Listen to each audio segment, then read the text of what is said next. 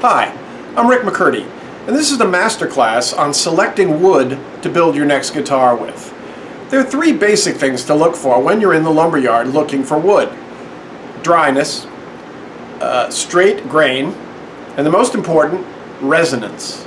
We've all played that Fender Squier Stratocaster that sings like a bird. It's because it's the most resonant piece in the warehouse. And if you have a chance to find that wood, your guitars are going to be so much better than anything you can buy. So let's start with the easy stuff. Is the grain straight? So here's a couple pieces of wood that I'm going to investigate and see if they're good enough to be used for necks on guitars. This first piece is an inch-thick piece of rosewood, and let's follow the grain. What we want is the grain to go all the way from one end of the board all the way to the other straight. But if you look at this, you see that it wanders a little bit and it goes up and down. This is not going to be a ringing board. And the other thing you really got to look for is runoff. Do you see how this grain here runs off the edge of the guitar like this? See how this grain here runs off the end of the neck like this?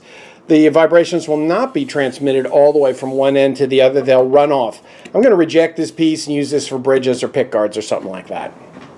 Here's a piece of maple that I've already marked up here, but if you look at this carefully, let's follow one of the grain lines here.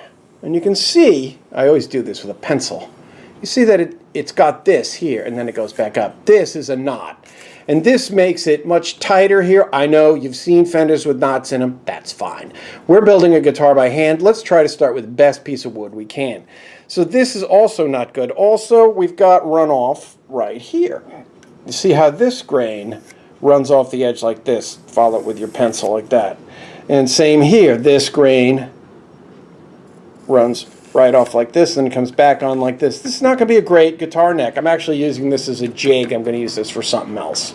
So here's a piece of domestic maple, and I've already penciled some of this, but you can see, let's follow the grain all the way down like this. Here, it goes up into the middle. It wobbles at the knot. There's another knot right there. And then it runs off to the far side like this. There's also a run out here. See how it runs out here? And then it's got run out up here. See how this grain runs out like this? The neck cannot transmit vibration all the way up and down like this if the grain runs off like this. This is definitely going to be rejected.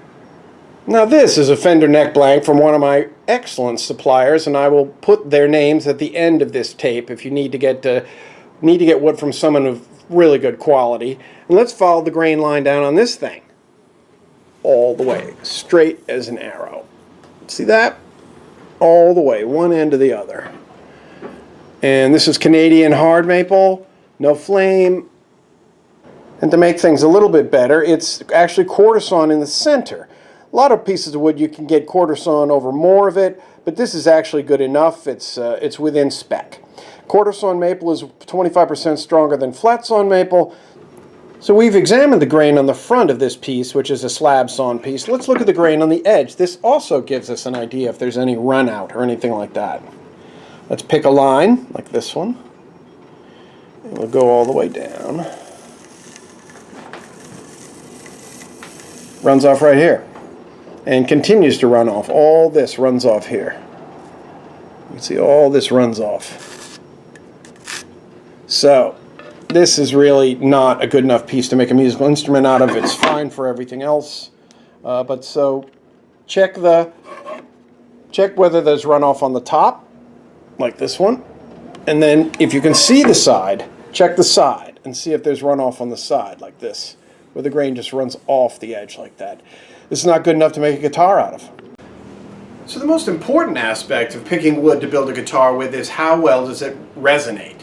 And I'm going to show you tapping on a couple of different kinds of wood in my shop here, but it's a pretty low fidelity situation. I would recommend using headphones, but I also recommend training your ear by tapping on the wood in your shop. You'll be able to hear right away which one rings longer and which one rings higher. These are very important qualities in turning out the best guitar. If I was making 50,000 guitars a year, I wouldn't care about the resonance, but we're working in small shops. We have a little bit of a chance to make a better guitar by really selecting the wood. Here's what a really good piece of wood sounds like. This is a European spruce. I'm making into a 17-inch archtop. Listen to this. This is going to be a lot clearer and a lot louder if you try it at home with your own wood. So here's a nice old piece of yellow pine, and they tore apart the building across the street, and I got a whole bunch of these things. These are joists from the ground floor, built in 1870, so these have been sitting around and drying ever since. But it dies right out. It has a little bit of a richness, it has some overtones, but it dies right out. You're not going to make a good guitar out of this. So here's a pantograph carved plate from one of my McCurdy's, and this is local maple. This is probably upstate New York. So let's listen to this. A high, but it doesn't ding. It doesn't ring a long time. It's still pretty clear, has a nice sound to it. You can even do resonance and fine resonance on solid body woods. Here is a machine-made Telecaster from one of the large CNC firms. And the wood's dry, the grain's straight, but listen to this. Okay, no ring at all. It has a high pitch, but it doesn't ring at all. And so this is a piece of alder I bought locally. He had 80 blanks, I bought 10, and I tapped on all 80 of them. And listen to this.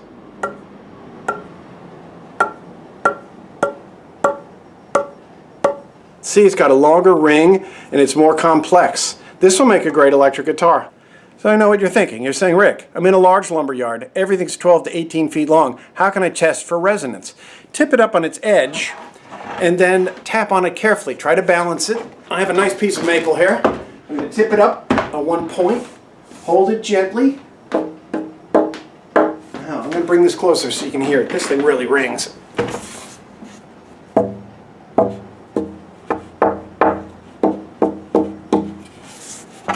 So if you're picking from 3 pieces or 4 pieces that are really big, take the one that resonates the best and you'll make the best guitars. The third most important thing about selecting wood is making sure it's dry.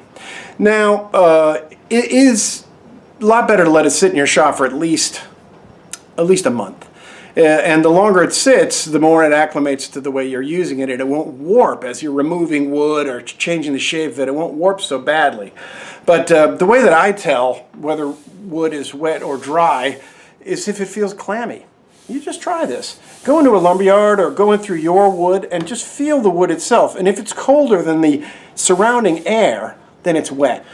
I know that you can buy a moisture meter, and some of them are even getting better, but I spent a week with one of the preeminent guitar makers in America some time ago, and pulls out the moisture meter, jams into the board. We take the reading in a couple places, and I said, you know, I don't really use those things because it just feels clammy to me if it's, and my buddy goes, yeah, I do too. I just tell if it's clammy, then I know that it needs to be dried a little bit more. But I spent so much money on this moisture meter, I just use it all the time.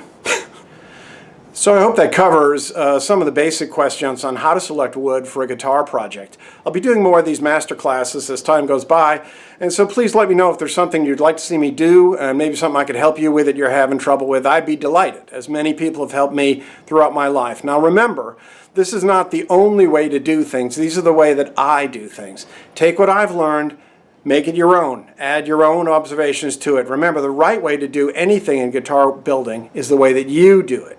I'm just here to show you how I did it. So keep pushing forward, keep making sawdust, keep making guitars.